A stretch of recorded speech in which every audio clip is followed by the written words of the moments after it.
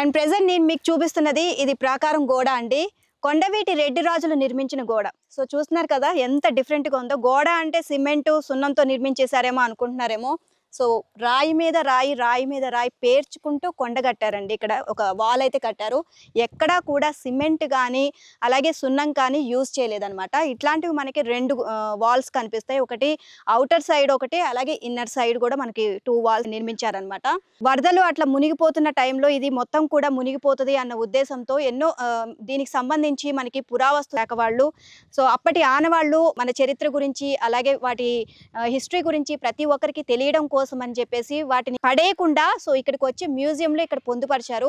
2nd సెంచరీలో దొరికిన ఆనవాళ్ళన్నిటిని కూడా ఇప్పటికీ మనం చూస్తున్నాము అంటే పురావస్తు శాఖ వాళ్ళు ఈ విధంగా భద్రపరచడం వల్లే. సో ఈ వాల్ని కూడా ఆ విధంగానే ఎక్కడా కూడా చెక్కు చెదరకుండా ఈ విధంగా పొందుపరిచారండి. సో ఇప్పటికీ మనం అలా చూస్తున్నాం అనమాట.